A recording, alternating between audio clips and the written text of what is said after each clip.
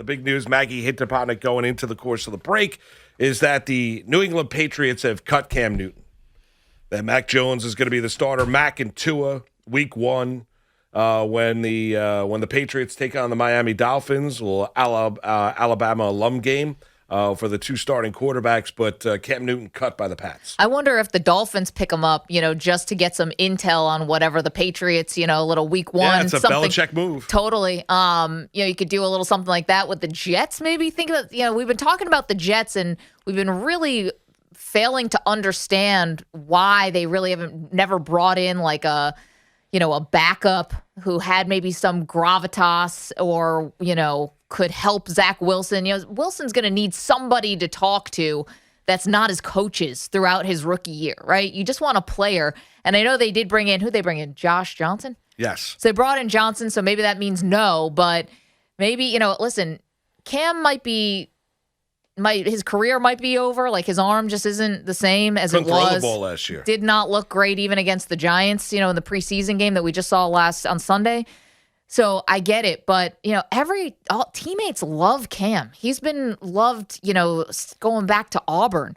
I think he could add value to Zach Wilson if they did want to. He knows he's not the starter now. He would be the backup.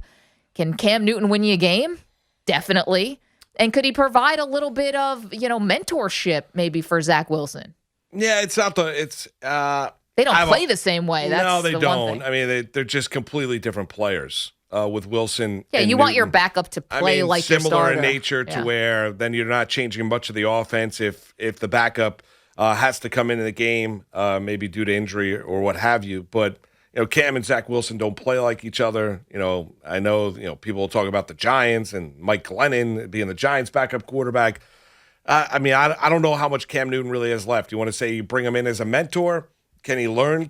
I think he's had all that pressure. He's a former number 1 overall pick. Sure, I think a lot of young quarterbacks could learn from Cam Newton. I'd be hard pressed to think that any of the 2 locals, though. I don't think it works with either of the 2. I'm not telling you that he can't land on his feet somewhere in the NFL.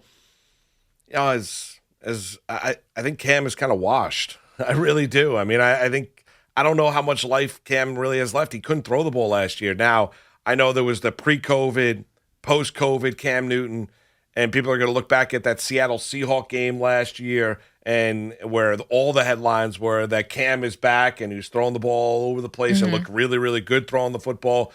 Looked very, very bad when after that. It was rough. And it got progressively worse. Dealt with the shoulder injury in Carolina, which led his days with the Carolina Panthers to come to an end.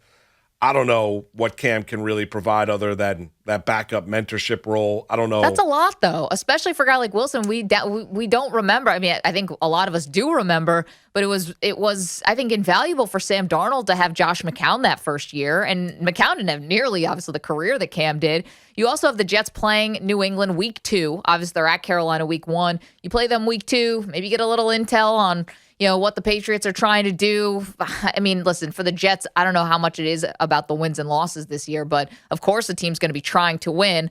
I think unlike last year where I think the organization was trying to tank the organization, not the team, not the players, but the organization was trying to tank for Trevor. But I guess I don't see a downside of having Cam in your quarterback room to mentor Zach Wilson when you didn't really ever address that in a real way. Yeah, the only difference, like you bring up McCown, right? And McCown's got an opportunity where he could be a head coach one day in the National Football League, right? Cam was such a freak, right? He was kind of a dinosaur, and I mean that in a very, very good way. And you mean a unicorn? No, or whatever. He just did it completely different than anybody else. So I don't know if this is not like reading defenses or where to go with an offense. Cam Newton, did it differently than everybody else. I don't know if you can really pull all that much from him when you look at the way that he played the position as compared to, say, the way that Zach Wilson is going to play the position. Nobody's going to be able to play the position like Cam did. At 6'5", at his size, I know people question, the smiles coming out of Auburn and his college days at Florida. He was a big-time, won a national championship at Auburn, was part of that team, had a lot of went to a Super Bowl with Carolina, but he did it so decidedly different because of, his power, his size, the ability to run, helping out the passing game because of him being that dual threat. When you had to rely on him as a pocket passer, you really saw what Cam Newton couldn't do in the National Football League. Yeah, I just have to believe, though, for a guy who's coming in totally green, for Cam's ability to read defenses. Like, I understand what you're saying about how, his physical gifts helped him, but a lot of guys' physical gifts will help you, but you only get so far. I mean, for Cam to be MVP and for him to last in the league as long as he did and has, I mean, you have to have the smarts too. You have to have the intelligence. I think his arm has just kind of failed him now. I don't think it's so much that he was, it was more like these bad decisions that he was making. I think it was just physically his arm isn't there. Oh, no, physically. He can't throw the ball. Yeah. I mean, the beating that he took as a quarterback, ended his career early. I mean, that's it. I mean, you're only going to be able to hold up so long. I mean, as the old adage goes out there and says, when you talk about, say, Lamar Jackson with the Baltimore Ravens, there's a lot of quarterbacks that run when they're young.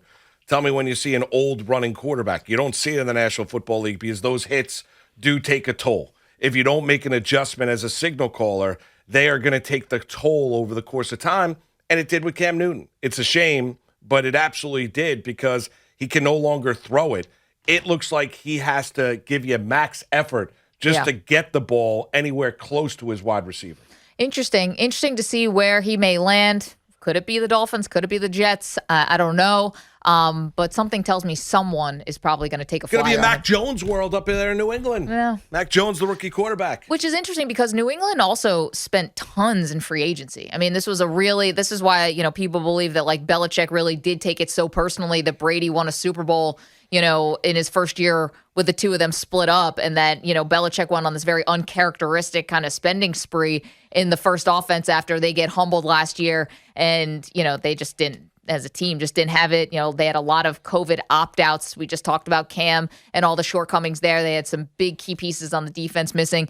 But, I do believe that, the New England Patriots are I think they believe they'll probably be a playoff team. And so now you're really putting all your eggs into a rookie quarterback's basket. And maybe they think that Josh McDaniels can coach him up and coach him along. But it's kind of doesn't really fit. You've got a team and money you've spent that indicates you are going for it, yet now you're just going to be relying on a rookie quarterback to get you there. So it's a lot of pressure on a young guy. No, it is. It is. But, coming from the Alabama program, the one thing is that his ability to decipher information and decipher it quickly on the field, game plans, the notebooks that he kept collegiately, really impressed a lot of NFL teams that sat down and met with him. That was the big selling point with Mac Jones. It was not the physical gifts. It was not a case he was a bad body quarterback if you look at him with his shirt off. But what impressed everybody about Mac Jones was, he's got the arm to play in the NFL, and you saw it Sunday night against the Giants. But really what impressed a lot of people was his ability to handle a lot of information and play up to game speed. So we'll see. But you're right. I mean, there's not going to be much of a learning curve. I'm curious with the Newton stuff, because the door opened up for Mac Jones because of Newton missing time because of he's not vaccinated. The miscommunication. Yeah, so I'm curious if, that came into play here for the New England Patriots, the fact that, and I know the NFLPA said that, whether you're vaccinated or unvaccinated should not play in any kind of personnel decision. I'm sure there'll be a number of people that hop on social media today talking about the fact that Cam Newton being unvaccinated worked against him when you're looking at the roster for New England. Well, that's the whole thing about, personal choice. And everyone wants to say, well, it's a personal choice. Well, the consequences happen where what the rules are, what the NFL has laid out, that if you're not vaccinated, you're going to have to live by a different set of rules than the people who are. And if your choice is to not get vaccinated, then you have to live with the consequences.